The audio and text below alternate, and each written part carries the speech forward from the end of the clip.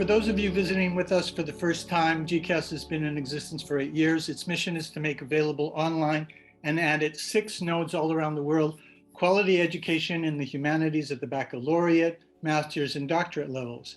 GCAS courses are offered at either low or no tuition, making higher education available to worthy individuals who otherwise would not have the means of attending college. It also ensures students do not begin their academic careers overburdened by crushing debt. Right from the beginning, GCAS started its free public lecture series and has been honored to present such important public intellectuals as Noam Chomsky, our current honorary president, Dr. Lewis Gordon, a previous honorary president, French philosopher Alain Badiou, Pulitzer Prize winner, journalist, and political activist for change, Chris Hedges, and philosopher Thomas Metzinger, among others. This evening, it is our very great honor to introduce to our audience psychiatrist, neuroscientist, and philosopher of science, Dr. Ian McGilchrist. He first distinguished himself as a literary scholar and professor of literature at Oxford. His first book, Against Criticism, published in 1982, took up the themes in the literary realm of the particular and the unique versus the general and the categorical, the implicit versus the explicit, and the importance of context and embodiment. Frustrated with the Academy's obsession for literary analysis, reduction to theory, and the disembodiment of literature, he returned to Oxford as a student of medicine and psychiatry. He was influenced by John Cutting's work in psychopathology and brain hemispheres, and Louis Sasse's 1992 book, A Study of Culture, Madness, and Modernity. These influences, among others, and themes carried over from Against Criticism, were explored through a very extensive review of research in Ian's own book, The Master and His Emissary, The Divided Brain in the Making of the Western World, which was published by Yale University Press in 2009 to international critical acclaim.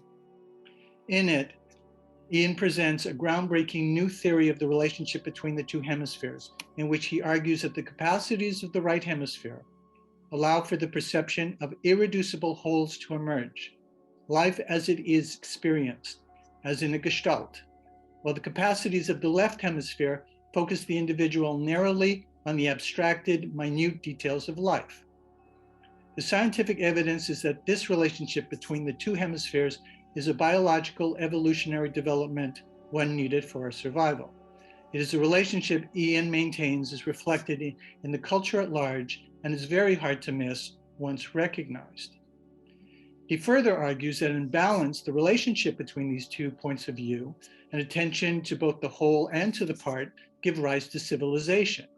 But an imbalance created by a domineering left hemisphere, therefore too much disembodied detail, undermines civilization and threatens its destruction. A situation that we all now find ourselves in for the most part.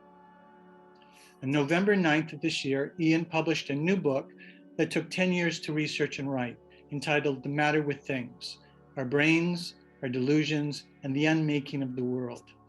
In this work, he expands the context for his theory of brain laterality in the philosophy of science, epistemology, ontology, cosmology, physics, and metaphysics. It is on material from this work that he will lecture this evening. Afterwards, in response to Dr. McGilchrist's lecture, we will hear comment and questions from John Ehrenfeld. Dr. Ehrenfeld, previously the director of the MIT program on technology, business, and environment, is a prolific writer, having co-authored and co-authored over 200 papers, books, reports, and other publications. His most recent book, The Right Way to Flourish, Reconnecting with the Real World, was published by Routledge in 2020. Now, without further ado, I'd like to extend a very warm GCAS welcome to both Ian and John. Thank you very much. That was a lovely introduction. As you gather, I've recently published a few weeks ago a very long book. It's about 1,500 pages. One of the chapters, chapter 25, deals with the relationship between matter and consciousness. And it's of a small book's length itself. And I'm going to talk really in very much headline and note form. So people will have to forgive me that I I can't really give very much in the way of support to what I'm saying. I'm mainly giving you my conclusions, but the argument is all there in the book for those of you who want to read it. So here are a few reflections, at any rate, on the issues of matter and consciousness. One of my great heroes, William James, wrote, "Mental and physical events are on all hands admitted to present the strongest contrast in the entire field of being. The chasm which yawns between them is less easily bridged over by the mind than any interval we know." Another great writer, Sir Charles Sherrington, the late 19th century English physiologist, wrote, "For myself, what little I know of the how of the one does not, speaking personally, even begin to help me toward the how of the other. The two, for all I can do, remain refractorily apart. They seem to be disparate, not mutually convertible, untranslatable the one into the other." These important insights leave us with a conundrum. How are we going to approach this problem? I think one of the things I'd like to point out is Sir Charles Sherrington using the expression "the how," because one of the main differences between the hemispheres is the how of the attention or the way in which they approach the world, the attention that they dispose towards the world. And it's this that gives rise to a different experiential, phenomenal world in either case. I haven't got time to go into the thesis of the Master and his emissary or its expansion, great expansion with enormously increased reference to the neurological literature in The Matter with Things, my recent book. But here we will just try and focus on one or two of the main problems in trying to tackle this issue. It was probably Lucretius who first pointed out that there must be some very strong parallel between the brain and the mind. He believed, in fact, that the brain must give rise to mind because he noted that affections of the brain or drugs or epilepsy changed the mind, and he assumed that the mind must be dependent on the brain. And in an era in which we can watch brain scans which apparently show us the brain giving rise to experience, it's hard to resist this conclusion. But in fact, it's jumping to a conclusion. It's a absolutely groundless, although perfectly reasonable assumption. When two things move in parallel, you don't know whether the one causes the other or the other causes the one, or both are themselves the consequence of a third element altogether. And equally compatible with the observation that the brain and the mind move so often together is that the brain might emit consciousness,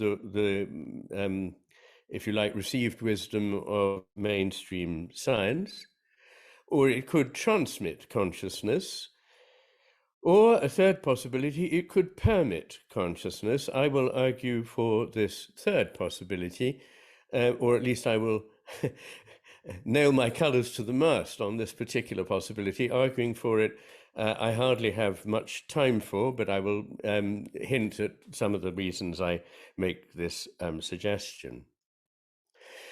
The reason that the first and most improbable idea, the idea that the brain somehow emits consciousness, enjoys such prestige, is that we think we understand matter. And it's a good principle in science to start from something you understand towards something that you don't. However, the more we know about matter, the less we understand it. And physicists will tell you that matter is every bit as difficult to understand or explain as consciousness, and that indeed it can't be explained without invoking consciousness. And so we're really no further forward if we try to explain consciousness by referring to the brain. What's more, nobody has the slightest idea how the brain could, if it really is, and that's a big if the brain itself is really unconscious and all matter is completely without consciousness, there is no way in which it can somehow secrete consciousness. Nobody has the foggiest idea how this could ever happen. there's a lot of hand waving and gesturing towards what's often referred to as emergence. But emergence is a sort of black box, really. It says, I don't know what happened here, perhaps a miracle, and something comes out of the box, which looked completely different from anything that went into it. There is no possibility, I would say, and again, I haven't got time to argue more forcefully for this, but there is no possibility that something that completely lacks consciousness, wholly lacks consciousness, can give rise to consciousness. If you smuggle a bit of consciousness in at the start, then you haven't found the origin of consciousness. So this leaves us really with a number of possibilities. We could, for example, deny the existence of consciousness altogether.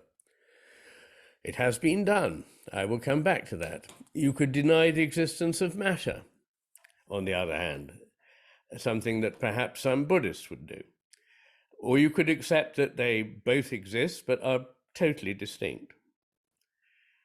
You could assert, on the other hand, that they each exist but are the same. Or you could entertain the possibility that they're distinct phenomena that reflect different aspects of a nonetheless importantly indivisible reality. I think that pretty much covers the ground. I'll comment very briefly, I'm afraid, because that's all I've time for on each of these possibilities. Well, the fact that some people, even people who hold down chairs at reputable universities, hold that consciousness might not exist is one of the great hilarious spectacles of our time, really. As has been often pointed out, there is no such thing as consciousness being an illusion, because it has to be an illusion within some kind of a consciousness. That's what we mean by illusion. There has to be something to be eluded. Also, it's impossible to make this statement about consciousness not existing without using consciousness and invoking consciousness in your hearer. As the mainstream Anglo-American analytic philosopher Galen Strawson writes, some philosophers are prepared to deny the existence of consciousness, and at this we should stop and wonder. I think we should feel very sober and a little afraid at the power of human credulity, the capacity of human minds to be gripped by theory, by faith. For this particular denial is the strangest thing that has ever happened in the whole history of human thought, not just the whole history of philosophy. It falls, unfortunately, to philosophy, not religion, to reveal the deepest woo-woo of the human mind. I find this grievous. But next to this denial, every known religious belief is only a little less sensible than the belief that grass is green. You could, I suppose, as an alternative, if you can't find a way of reconciling consciousness with matter, deny the existence of matter. And as I say, some spiritual traditions have tried this gambit, but I don't think it's very satisfactory. It smacks of an easy way out of a very genuine problem, an enigma, a conundrum that we confront every day in our experience, and even the most sophisticated meditators are still subject very much to material limitations on their life, starting with the functions and actions of their own bodies, their coming death, and the circumstances which they have to encounter every day in simply eating, moving about, and staying alive. So I'm not a fan of that solution any more than I am of the denial of the existence of consciousness. Well, you could, like Descartes, accept that they exist, but that you simply can't see how they could possibly interact. They're totally distinct. This was his problem of res extensa and the res mentis. I can't think of the word now. But these two aspects of life could not be brought together. And we now know very obviously that consciousness can affect the mind. Things like certain kinds of very simple therapies can change the brain. Things like the placebo effect declare to us every day that physical causes can make changes in the mind, and so and beliefs can change matter. So we can't really accept that they don't interact. They very obviously do. Or we could assert that they each exist, but there are too many very obvious differences between matter and consciousness. I can take consciousness wherever I like. I can't put my hand through the table in front of me. This seems like a rather basic difference between them. Alternatively, and this is the one alternative that I would embrace, we could entertain the possibility that they're distinct phenomena that reflect different aspects of a nonetheless importantly invisible reality. So, in sum, on this brief reflection, it seems that mind and matter have a close relationship. We can say that we cannot logically dismiss the existence of consciousness and ought to be unwilling to dismiss the existence of matter, that they're not so distinct that they cannot interact, that neither are they identical, and yet they may be aspects of one and the same reality.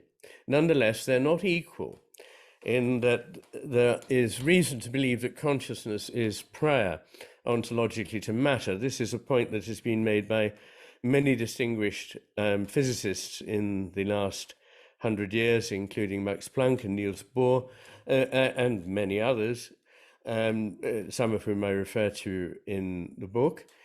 And it is just a matter of observation that I know that my experience of matter depends on consciousness. I don't know that my experience of consciousness depends on matter. It might do or it might not. It remains an open question. Is consciousness then perhaps not just in us, but in the whole cosmos, in everything that exists? This is the view known as panpsychism or panexperientialism. And to cut a very long story short, as I say, I do apologize for giving very little explanation of why I reach these conclusions, but I simply can have time only to talk about some of my conclusions tonight. I do myself embrace a position of panexperientialism, that there is inwardness to the cosmos, and that consciousness cannot itself be reduced to anything else. It's therefore an ontological primary. We cannot get behind it, beyond it, or explain it in terms of any other thing that exists. And this is a point that's not that unusual or rarefied these days. A lot of mainstream Western philosophers are now embracing panpsychism. And in their Oxford Companion to the Mind, Colin Blakemore and Ramachandran, V.S. Ramachandran, two very well-known and mainstream neuroscientists, accept that we may have to just take it on the chin that consciousness is one of the building blocks of the universe. I believe it is, in fact, the origin of all that exists. Are neurons, let alone brains, necessary for this process of awareness? Well, there are many interesting cases in which this is obviously up for some doubt, I would say. There's a famous case described by, I think his name is John Lorber, a physician who looked after a young man who had a first in mathematics from Leeds University, an IQ of 126, and functioned entirely normally, who had, in the words of Lorber, almost no brain. It's a bit of an exaggeration. He had a thin rim of cortex, but most of the space inside his skull was taken up by fluid, and the weight of his brain would have been an order of magnitude smaller than most people's. One can go further. There is a condition called hydranencephaly. You may have heard of or know of a condition called hydrocephalus, in which indeed there is more of the space in the cranium taken up by CSF, cerebrospinal fluid, than is normally the case.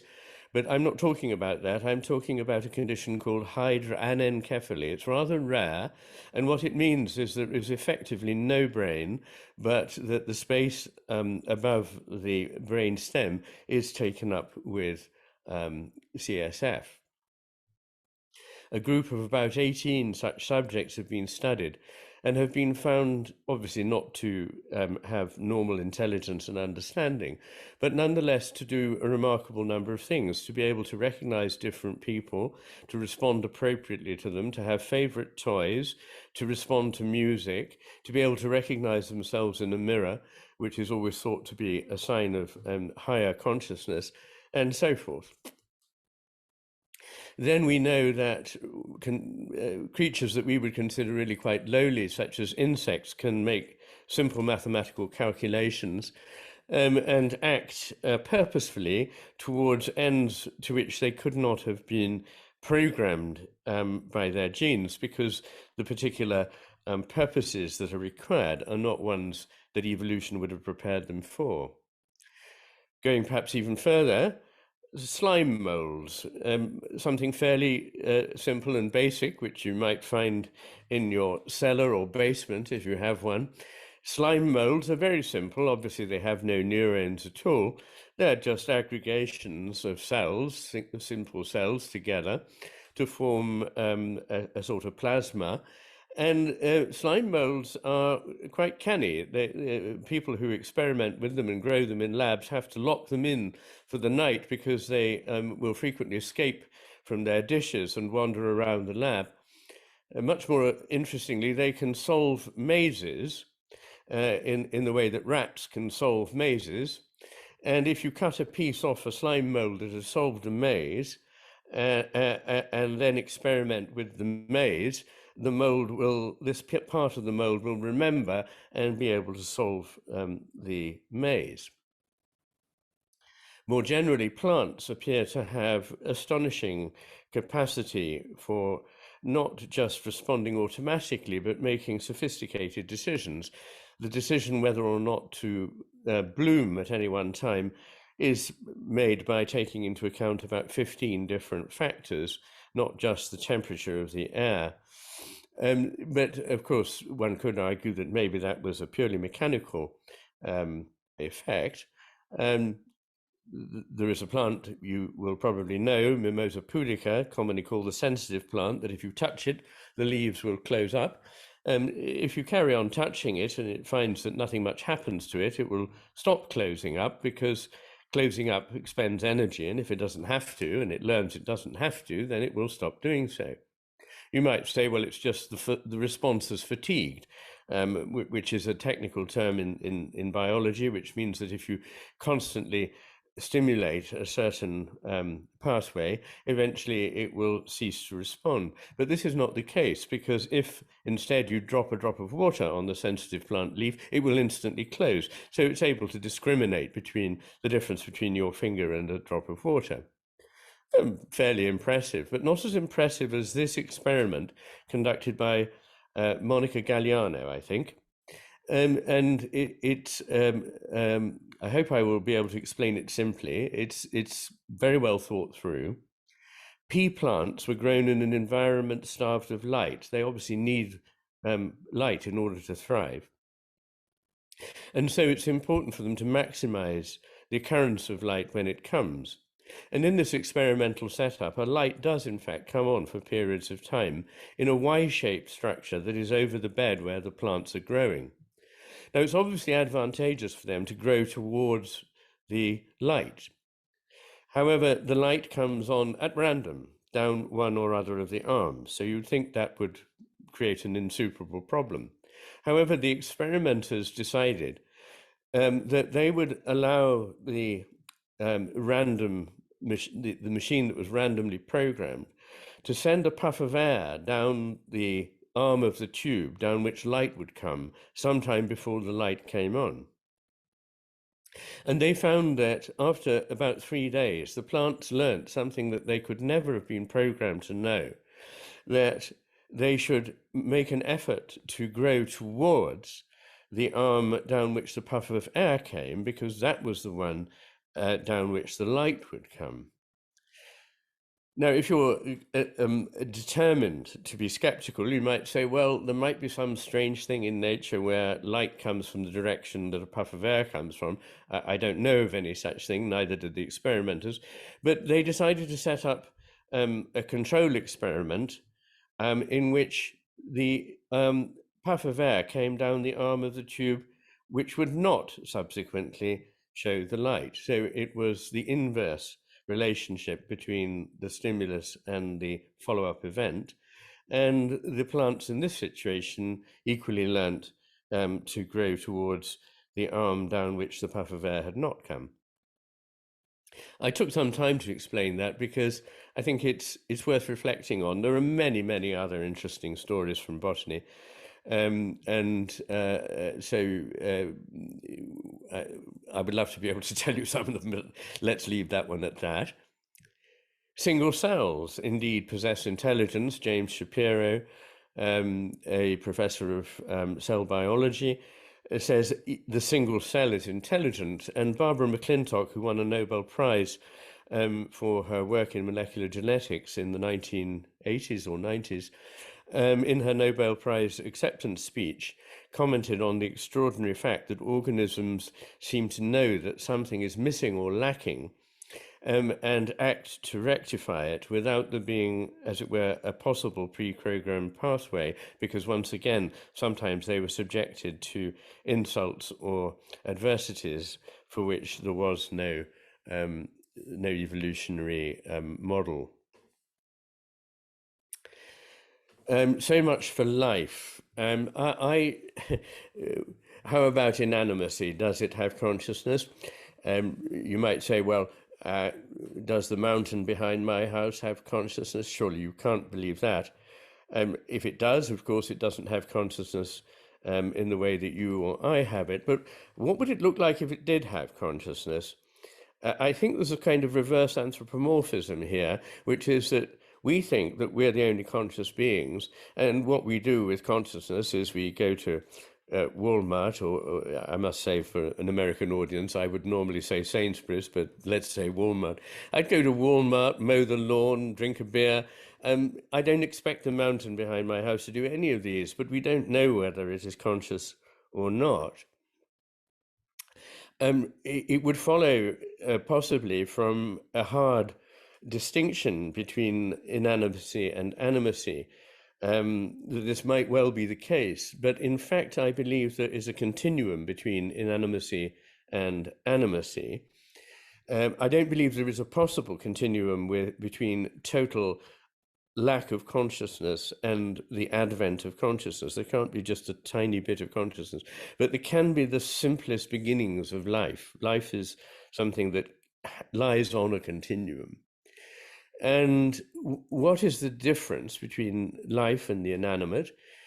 I would say two important things: that animacy, life, speeds up enormously, in the order of billions-fold, the rate of becoming. I believe that all things are in a state of becoming, that nothing is, strictly speaking, just being, but always in a state of development or flux.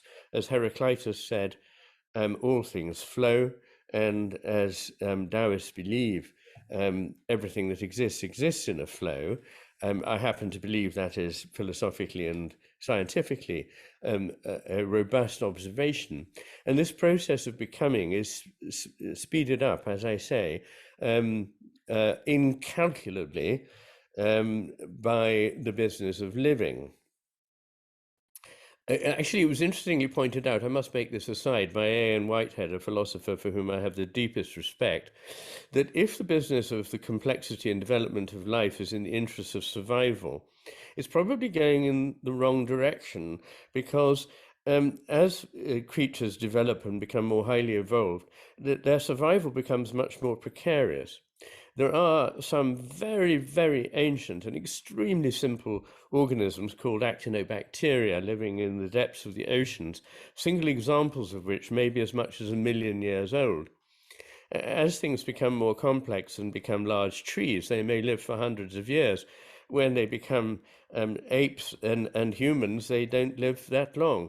So it is clearly the drive is not just about survival, but about something else: increase in complexity, beauty, and responsiveness. And I think that is the other thing that distinguishes life. The first one is this speeding up of becoming.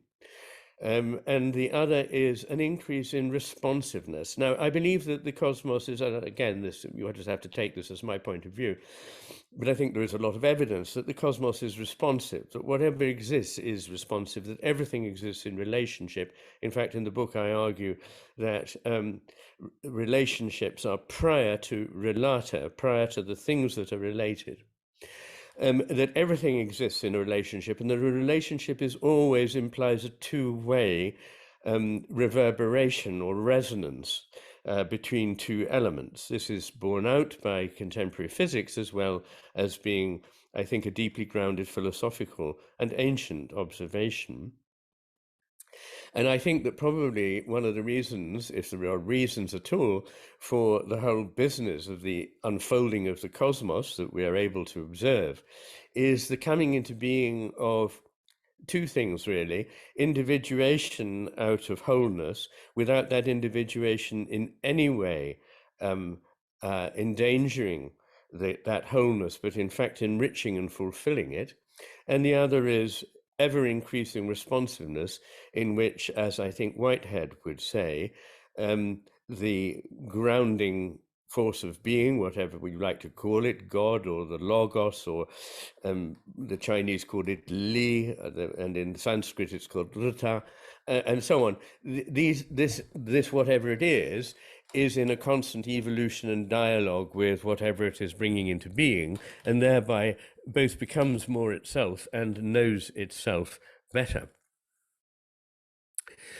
So ultimately, I think I would say that matter is not at all separate from consciousness, but is a necessary part of consciousness. I would say that it is a phase of consciousness, and I use the word phase there, not in the sense of a temporal phase that comes before or after consciousness, but in the sense of the way that physicists and chemists talk about water having phases. In one phase it is fluid and translucent and moves freely over your body. In another case it is ice, in which it is hard, it is opaque, it won't move until pushed, and it's so hard it can split your head open. And in another it is so diffuse that it cannot be seen at all. Which of these is water? In a way, they are all water. These are just different phases of water. They don't look like one another any more than consciousness and matter look like one another, but they may have a similar relationship, in the sense that they are related manifestations of an underlying ontological element. And what does matter add? It adds resistance. I argue in the book, and again, I haven't got time to go into it, that resistance is essential to creation, that nothing can exist without resistance. In fact, nothing exists without its opposite. In part 3 of the book, in which I turn what we've learned in parts 1 and 2, which are really about how do we know anything at all, how can we rely on any kind of knowledge, epistemology, when we turn that on the cosmos, what do we find? And one of the first things I want to emphasize in that part 3 of the book is that it is a cosmos in which there is a coincidence of opposites, and that the one and the many are both needed and both exist and are aspects of one and the same existence. So matter offers resistance, and it offers a degree of permanence for a while.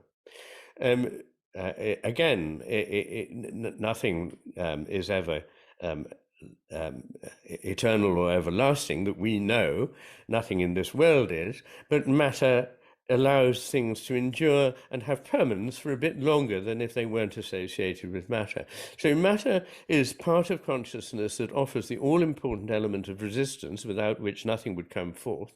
And it offers a degree of permanence, which also means that everything doesn't collapse spatially and temporally into that unity again. So why do we have brains at all? Well, I think one of the most popular ideas is that something to do with a very, very complex network gives rise to consciousness. There are a couple of problems with this. There is absolutely no reason to suppose that something that doesn't have consciousness within it can be made to produce consciousness just by making it very complex. It's very easy to refer to that and to gloss over the fact that there is an unbridgeable epistemological gap between the notion of the simple and the complex, in the sense that the one doesn't have consciousness and the other one apparently does. I don't see how complexity gives rise to this, and I've read various theories about it. More importantly, perhaps, or at least as importantly, is that the brain could be thought of as two entities: the cerebrum, which is what we normally think of as the brain, the new brain, the one indeed which is the seat of most of our conscious existence. But there is a part that contributes to our existence, although it's incapable of consciousness, which is the cerebellum. It's a good deal smaller in volume than the cerebrum. As probably everyone remembers from school, it's ancient. It sits at the back of the brain, somewhere at the base of the skull, inside the head. And we now know that it's actually important for many aspects of our existence, not just for motor coordination, which is what it used to be thought to be responsible for. But the important point here is that however complex and however many neurons there are in the cerebrum, there are 4 times as many neurons in the cerebellum as there are in the cerebrum, and yet it does not sustain consciousness. For those who might be thinking, well, yes, okay, it may have more neurons, so effectively there must be enormous complexity, but perhaps they're not so complexly interconnected. This is not true either. The cerebellum is massively self-interconnected, and some of the most sophisticated and most massively connected cells in the entire central nervous system, Purkinje cells, exist only in the cerebellum. So I doubt that it's for that. My own speculation is that through being material, there is something about the brain that enables consciousness. And don't ask me quite how consciousness and the brain are connected, because no more than any other living person can I tell you the answer to that. But clearly they do have a connection. I don't think it makes them equal to one another or mutually dependent on one another, but the individual consciousness and the individual brain clearly have a close relationship during our mortal life. How do we understand its role? I understand it as important for the process that I started out by talking about, that of permission. It offers a certain kind of resistance by being material. William Blake, who's a poet for whom I have enormous love and a great respect, wrote, "How do you know?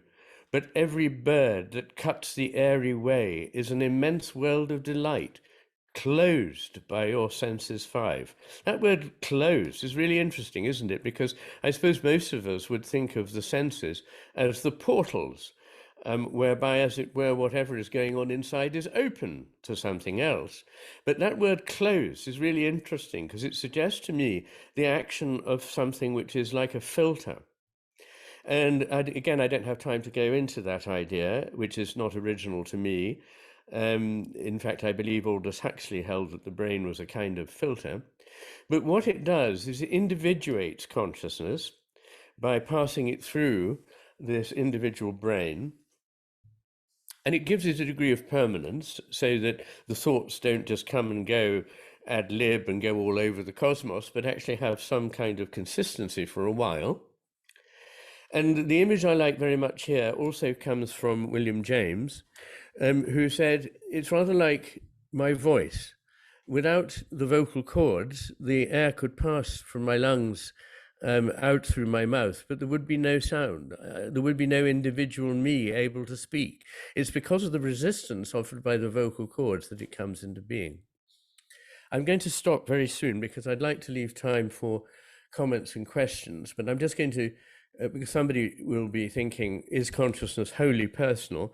I don't believe it is. I believe it both is personal and not wholly so.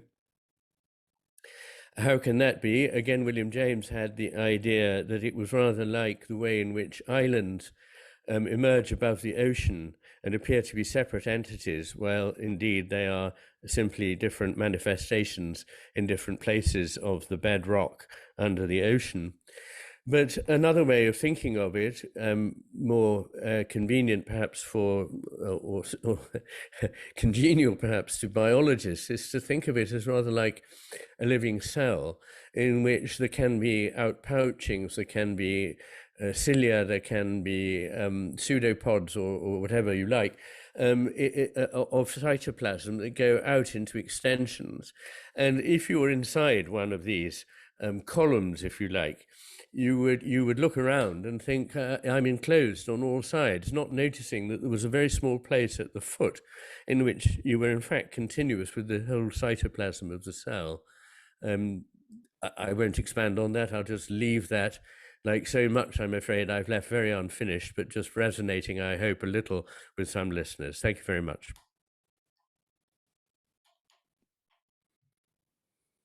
Well, that was excellent, Ian. We really appreciate all the hard work that you're doing, the new book, and the lecture you just given on matter and consciousness.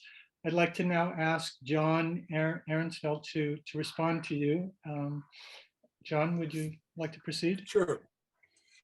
First, Ian, it is an extraordinary pleasure to share this appearance with you. You have been perhaps the most important person in my life for the last 2 or 3 years since I read The Master and His Emissary. That's wonderful. It has shaped my writing, my thinking, my teaching, and I do believe it will shape the world in some time. And as you have written in your new book, I am reading it. I must admit I haven't finished it. That paradigms are slow to be taken up because they threaten our consciousness. They threaten what our consciousness has made us believe is the reality out there. So I am delighted to be here, and I again think these ideas are of extraordinary importance. I'm not a neuroscientist, and I'm not a philosopher. I'm trained as an engineer, and I've spent a lot of my life trying to make things happen. And so my interest in all of this is largely the implications for dealing with what you point out so vividly, that we're in deep doo-doo, that the construction of our brain has the consciousness that it has produced has led us down the wrong path, and that we're kind of dangling at the precipice. So while I can't really comment on your intriguing and I think very convincing discussion of the nature of consciousness and its relationship to the idea of matter, what strikes me as critically important is that another point you make about consciousness. You make that consciousness is always about something, and it's that aboutness that really concerns me, because that aboutness in my way of looking at the world is what we might call reality. That is that what we experience through our consciousness is what we think is the world that shows up for us in which we act. So I'm more concerned about the errors that our consciousness, given the way our modern brains are configured, can be dealt with. I think you've very carefully shown why they're there.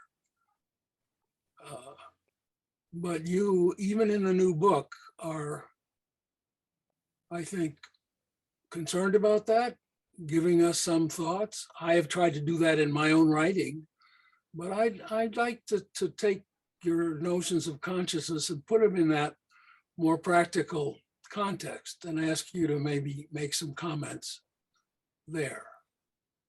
Well, thank you very much indeed. That's very kind of you. It's extraordinarily difficult for me because I can see one or two questions have been put up in the chat, and what I'm really thinking is it was foolish of me to think that I could talk about matter and consciousness without raising all kinds of problems that I appear to have glossed over. I did that as an act of self-sacrifice in a way, because I have many, many things to say about it. And as you know, from looking in the book, my chapter on matter and consciousness is 80-something or nearly 90 pages long, I think. And so there is a great deal of argument and discussion about it.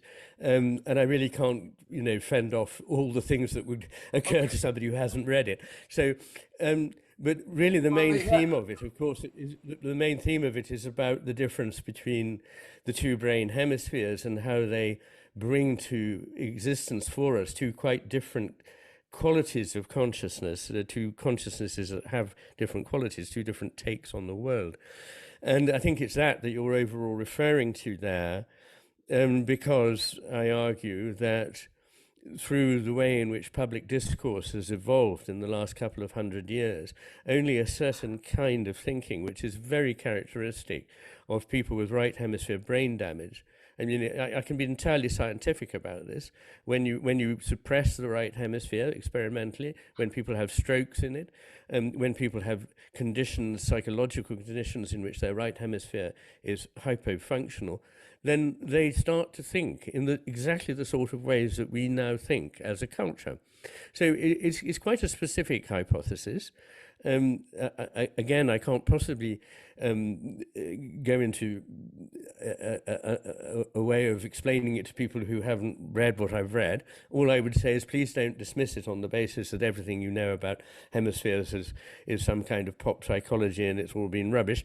I mean, that's going back 15 years, at least, before I published The Master and His Emissary, which is a completely new way of thinking about this important, undeniable division between the two parts of the brain. But I do, as you say, believe that we actually have an awareness of what is missing, so that many people respond to what I write by saying, somehow you woke up in me something that I knew was there but had been disattending to or deliberately suppressing, but which is unarguably true and present and is a deep feeling that I've always had, but have had no words to express it and no arguments for it. You have given me arguments and facts and a way of understanding it. So thank you. That's really what I aim to do in this new book. Yeah, well, I think you do. I have not finished the book, but I did read this chapter, or the part on matter and consciousness, because I knew I would have to respond to you.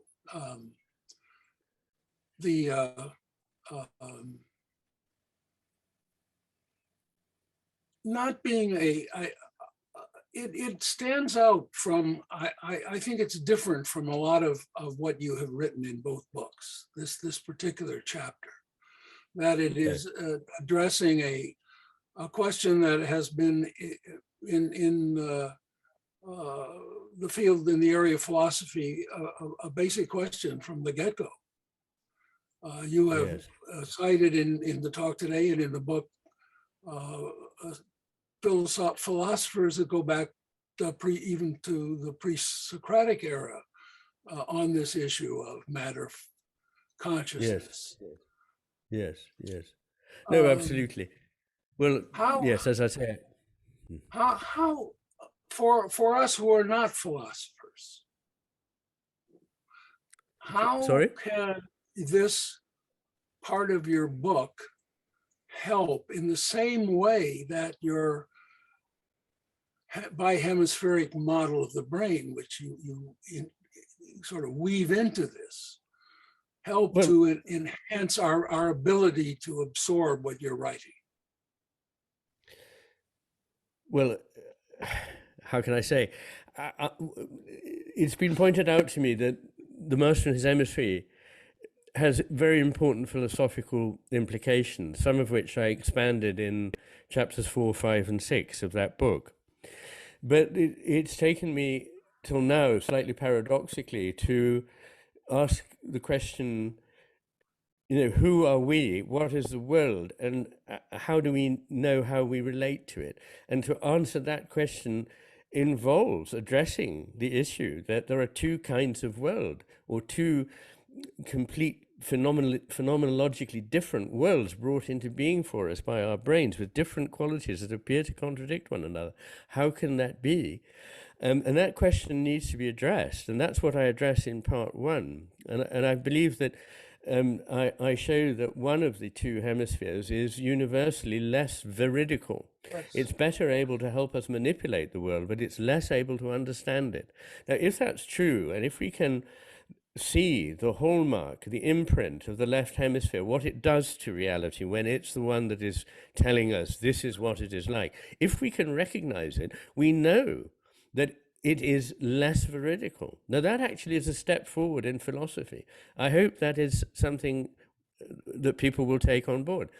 Then in the second part of the book, I talk about science, reason, intuition, and imagination, and the ways in which they help us understand things. And in brief, I think they're all important, and we mustn't do away with any of them, and that they complement one another rather than contradict one another, and that it indeed, in every case, including in science and reason, it is the right hemisphere that gives us a better understanding. And finally, in the last part of the book, I sort of ask questions about, what is time? What is space, matter, consciousness?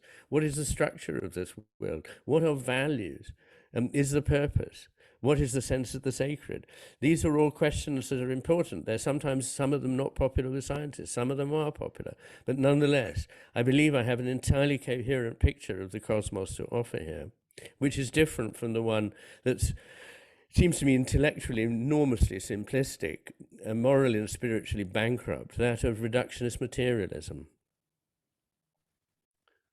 I've noticed that there's a question in the chat from an MA student who would like, and I see that he has joined us. I saw his face for a short while, but he's hidden it again.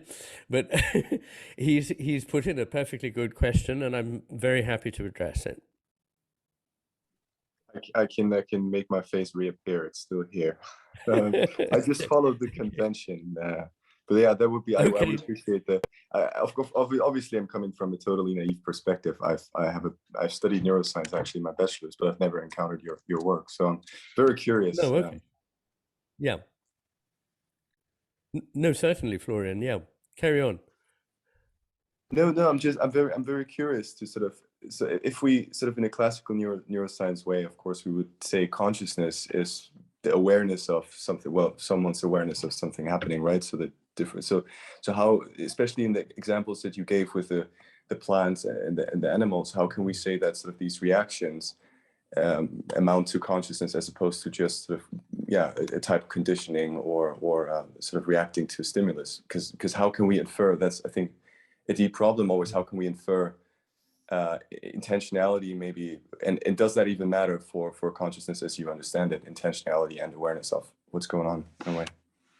Well, yes, of course, the inference of intentionality can be taken as a problem to enormous degrees by the entirely skeptic. I mean, Descartes himself, and sorry, the word I couldn't think of was res cogitans, his res cogitans and res extensa. But he himself said, if I look out of the window and see people walking about, how do I know that they're not just machines covered in hats and coats? Well, you can take it that far, but I believe that if you do actually think that, then you've probably got something rather like a very severe schizo-autistic condition, which is perfectly okay, but it stops conversation, because most of us believe that it's perfectly reasonable to suppose that the people we live amongst do have inward life. Until the 1970s, it was thought that babies had no consciousness and it was perfectly all right to operate on them without an anesthetic. In fact, I believe it was only in the 1980s that the American Medical Association said that it was on the whole not good practice to operate on babies without an anesthetic. And then, of course, it goes down to dogs and, you know, Descartes saying they were just creaking machines and so forth, that their cries of pain were not real. And you can take it further, and you can take it to plants, and you can say, well, you know, I don't see them doing the things I do with consciousness, so how do I know that they've got any kind of awareness? The sort of awareness you talk about, defined of awareness of thoughts and actions, is a very special kind, because depending on what you mean by action, and Aristotle defined 4 kinds, only one of which is the kind of action that we make.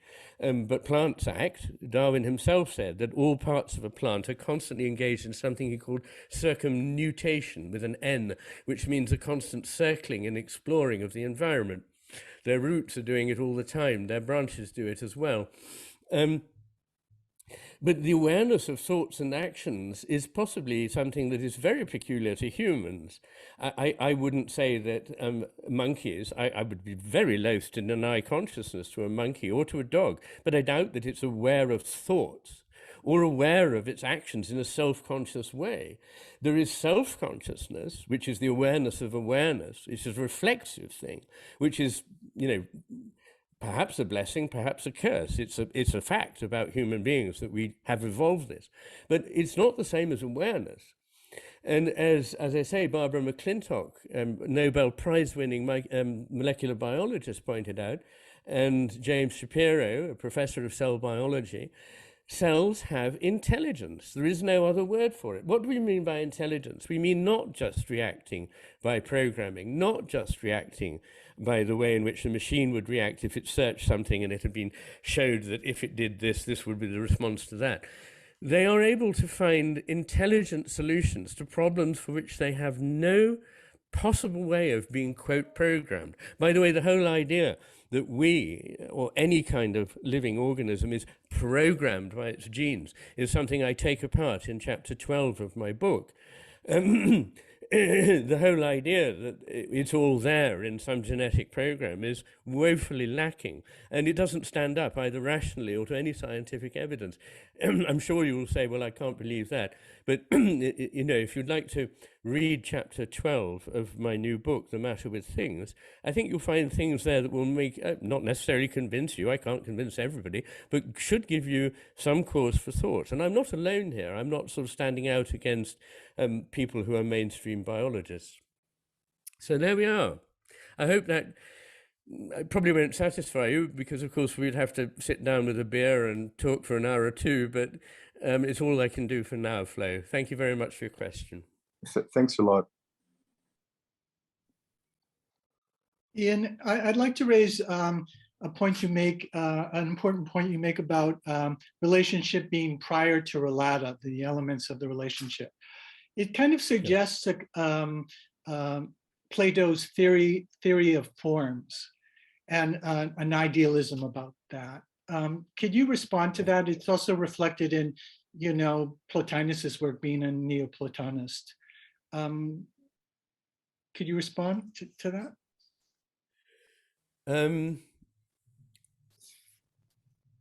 Well, I don't immediately see it as analogous to Plato's idea of ideas, which I see more as abstractions from the embodied experience of existence, which is the only thing we have to go on.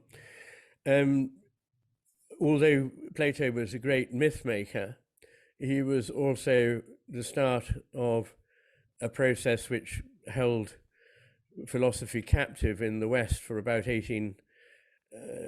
probably longer, 2,000 years. He and Aristotle between them, the whole idea that a thing and its contrary cannot be true at the same time is an important problem. And so is the idea of ideas being fundamental, and that whatever we see is just, as it were, an imperfect reflection of something that we've never seen and cannot know. I I'm temperamentally and philosophically disinclined to this position and argue against it in the book. However, what I do think is that, as you point out, that I said this, that relationships are prior to relata. And there are a number of ways of thinking of this. One is the importance of context. A thing only is what it is by virtue of the context in which it is. Once you've taken something out of the context, you've changed what it is. I started noticing this very early on when I was engaged in the process of analyzing and criticizing works of art and literature, that once you had paraphrased them and taken the thoughts and the ideas out of the very words in which they were embodied, you had something completely different from what you'd started with. And context, as John Dewey, great American philosopher, said, is the neglect of context is the most important mistake made by philosophers. So I think things only are what they are in respect of a context. And that context is a bed of relationships which makes them what they are. This means that when you think you can understand a whole by taking it apart, you have to take into account that the part is only what it is in the context out of which you are now taking it and in relationship to all the other parts. A good analogy of this would be a piece of music. A piece of music is made of notes. If you analyze it and list all the notes in your notebook, well, there's been 75 A flats, there have been 96 Bs, and so on. You won't find the piece of music there, even though you've got all the notes, because music exists entirely in relationship. It's a very good example of what I believe to be, it's a very good metaphor, the structure of all existence, that it exists in relationship. And out of relationship, which is profoundly creative, comes something completely unique. You know, a single piece of music that if it hadn't existed, there'd be a hole in the universe where that piece of music should be. And what that piece of music means can never be meant by anything else. So I think this is a very profound idea. And I take it back to, I know you're a great scholar of Oriental philosophy, so I'm sure you would resonate with the image of Indra's net, this idea of a net over the cosmos, in which at every crossing point in the net, there is a little jewel in which every other jewel in the net is reflected. So this has the idea of something which is hologramic or fractal in its structure, which I believe is mathematically, physically, and philosophically likely to be true about the structure of reality. And the image of a net immediately helps one to see that it is the threads that give rise to the things, the crossing points that stand out. When we look at a net, we see first of all the crossing points, and it's these that attract our attention, where this bead is, and in which, if we look further, we see the whole thing actually. But it is actually those relationships that are prior to the things coming into being. And I despaired of finding a physicist who would say this, but I've now found two physicists who say that, I think a lot of physicists would say this and imply it in their work, but I know of two, David Merman and Piet Hut, who explicitly state that relationships are prior to things. Well, that's a fantastic answer. Sorry, go ahead. I'm going to have to go fairly soon, Stephen, I'm sorry. So I just want that to be taken into account. Okay. I've got time for another question or two, and then I think I must call a halt. I'm sorry. Okay, no problems there. Actually, maybe this is then a good place to end things. There's a few questions in the chat. Maybe very quickly then. Could Ian please comment on the anti-psychiatry movement in general, and are the work of Thomas Saz's and R.D. Lang's in particular, and that's from Oswald Spengler. Yes, well, it quite clearly isn't from Oswald Spengler, and that's Mr. Spengler's parents had a sense of humor. But at least but whoever Oswald Spengler is, yeah, I mean, it's slightly off beam for tonight, isn't it? I mean, it really has almost nothing to do with anything I've said. For the record, I'm a critic of most things, I'm a skeptic of most things, and I'm a critic and skeptic also of the anti-psychiatry movement. Skeptical as it may be, I'm afraid it's skeptical of many very important things, and I think Thomas Szasz has done the world an unservice. I also think that R.D. Laing gave some wonderful insights, but also was quite a problematic figure in some ways. So I think that it behoves us to be skeptical of dogma in psychiatry, but not skeptical of psychiatry per se. I spent most of my adult life acting as a psychiatrist, and I know from the testimony of my patients, hard to say this without sounding self-congratulatory, but I mean, I know from what they've told me how much, and I've seen with my own eyes, how much I've been able to help them through quite conventional psychiatric methods, using a combination of therapy with medication and using my insight to see patterns, and using my experience of life to help them see something different. So, you know, I'm a modest fan of anybody who wants to criticize a dogma. Well, I'm a great fan of anyone who criticizes a dogma. But I'm not really a fan of the anti-psychiatry movement. It's far too cut and dried. It gives rise to a lot of suffering, actually, because far too many people are skeptical or reluctant to accept psychiatric help that would change their life for the better. So, you know, I don't know why that question was put in, really, but that's my answer to it. Well, I think your work is so expansive and so stimulating, and I think that our community eventually would like to dive deeper into your work. And no, fair enough. Yes. to bring the questions to the fore and their curiosities, yes, and such. I want to thank you on behalf of GCAS and our community for your time. This has been wonderful. We appreciate it very much, your time and John's time. And I think we should maybe leave it there. Well, thank you very much, John, and thank you very much, Stephen, for your help and your kind words and your enthusiasm and for making this all happen. So thanks a lot, and thanks to people who asked questions. And I'm sorry it had to be such a very superficial and perfunctory overview of a profoundly difficult area. But all I can say is I really would encourage anybody who wants to engage with my ideas seriously to read what I've written rather than simply listen to what I've had time to say tonight. Thank you. Oh, somebody's asked me, is this work of Ian McGilchrist relevant to the goals of industrial ecology? It's a field that I helped found and really directed for a number of years. Well, yes, I'd see this work of Ian's as critical in many areas. Industrial ecology is one in which it is one of the ideas is so important is to see things in their entirety. It's really an outgrowth of some of the very reductionist ways of looking at an industrial economy. And it preaches very strongly the need to take a systemic view, the right brain view of the world out there. So I say that yes, that even perhaps more directly than some other fields or subdisciplines, this whole idea of the bihemispherical brain is really very important in understanding the underlying ideas that spawn the whole field of industrial ecology.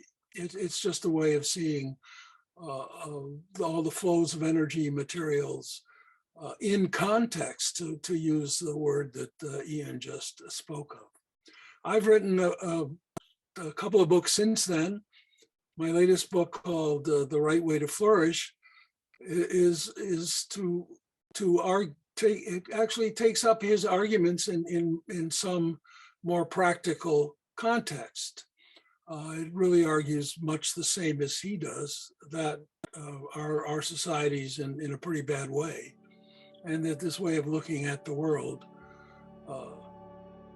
through the lens of the bihemispherical brain casts a lot of light and offers us some wisdom about how to proceed forward without making all the mistakes we've made in the past. So I hope that answers your question.